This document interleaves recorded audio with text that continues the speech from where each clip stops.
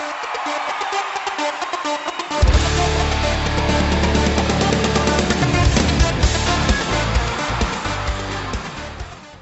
you ever experienced to be under authority yet you are free?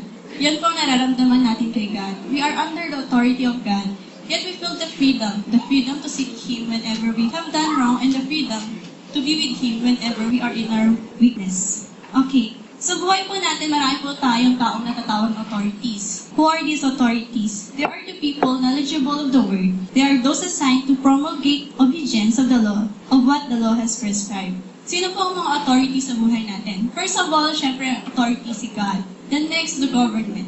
Yung mga tao sa organizations. Pero ang isang authority na lagi po nating nakakalimutan is our parents. Yan. I would be talking about the authority of the parents. Ayan. Nakakakonsensya yung ganitong mga usapan nito. Bakit ba natatakot yung mga tao mag-submit to people under authority? Kasi may mga tao po kasi na feeling nila, alam na nila lahat ng bagay. They are afraid to submit themselves kasi hindi nila na-admit sa sarili nila na kailangan pa rin nila ng guidance. Gaya natin, mga youth, malalaki na tayo. Feeling kasi natin, alam na natin yung tama sa mali. Pero mali tayo dun eh. Kailangan pa rin natin ng guidance ng parents natin. Kasi pag tayo lumagapak, tayo nagkaroon ng failure, hindi naman tayo unang babagsak eh.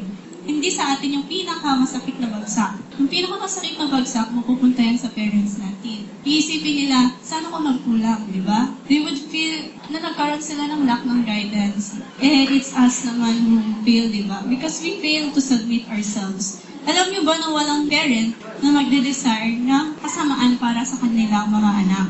Kasi yung success ng anak nila, success din nila. Ano ba yung mga laging sinasabi sa atin ng mga magulang natin na gawin natin?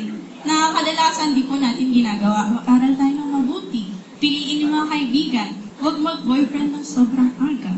Tapos, gawin yung mga bagay sa tamang panahon. Pag kasi meron tayong stubbornness na sinasabi. Kahit alam na natin yung tama, sinusubukan natin gawin yung mali. Kung nagkakamali tayo, ano nangyayari? Nagkakaroon ng instability sa buhay natin. Tapos, nagsasuffer tayo. Na yung sufferings natin, nadadamay pa pati ibang tao, di ba? Ngayong natin, ang dami-dami ng teenage pregnancy, di ba? Kasi yun yung mga bagay na ginagawa sa hindi tamang panahon. Masyado kasi tayong nagiging aggressive. Aggressive sa tukso, di ba? Ano nangyari sa Zamboanga? Dahil ayaw mag-submit ni Norm Miswari sa government. Ano nangyari ngayon? Di ba war?